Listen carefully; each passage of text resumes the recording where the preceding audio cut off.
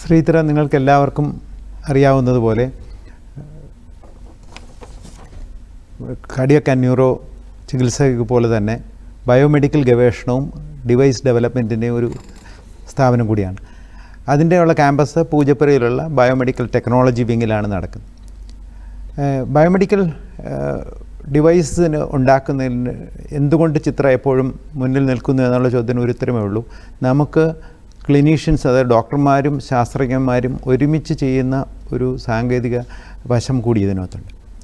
നിങ്ങൾക്കെല്ലാം അറിയാം, ശ്രീ ചിത്ര ഡെവലപ്പ് ചെയ്ത ഹാർട്ട് വാൽവ് ഒരു 2 ലക്ഷത്തിന് മുകളിൽ ആൾക്കാർക്കിപ്പം ഉപയോഗിക്കുന്നുണ്ട്. അത് അവരുടെ ശരീരത്തിൽ വെച്ച് പിടിപ്പിക്കുന്നത്. അതുപോലെ തന്നെ ബ്ലഡ് ബാഗ് ഏതാണ്ട് ഒരു വർഷം 50 മില്യൺ, അതായത് 5 കോടിയോൾക്ക് കൂടുതൽ ബ്ലഡ് ബാഗ് പ്രൊഡ്യൂസ് ചെയ്യുന്ന 2 കമ്പനികൾ തിരുവനന്തപുരത്ത് തന്നെ ഉണ്ട്.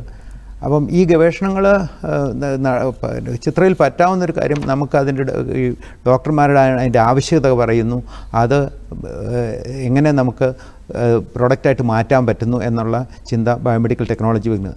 ഇതുകൊണ്ടാണ് നമുക്ക് പ്രോഡക്റ്റുകളുണ്ട്. അപ്പം സാങ്കേതികമായി പറഞ്ഞാൽ ഇത് വളരെയധികം ടെസ്റ്റുകൾ, ഇവാലുവേഷനുകളിലൂടെ പോയാൽ മാത്രമേ മനുഷ്യ ശരീരത്തിൽ നമുക്കത് വെച്ച് പിടിപ്പിക്കാൻ പറ്റുള്ളൂ, അല്ലെങ്കിൽ അത് ഉപയോഗിക്കാൻ പറ്റുള്ളൂ.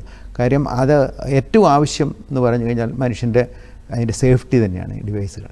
അപ്പോൾ ആ ഒരു പ്രോസസ്സിലൂടെ കടന്നു പോകാനുള്ള സാങ്കേതിക വിദഗ്ധരും അതുപോലെ ശാസ്ത്രജ്ഞരും ഡോക്ടർമാരും എല്ലാവരും കൂടെ ഒത്തൊരുമിച്ച് പ്രയോഗിച്ചുകൊണ്ടാണ് ഈ പ്രോഡക്റ്റുകളെല്ലാം നമുക്ക് മാർക്കറ്റിലെത്തിക്കാൻ പറ്റുന്നത്.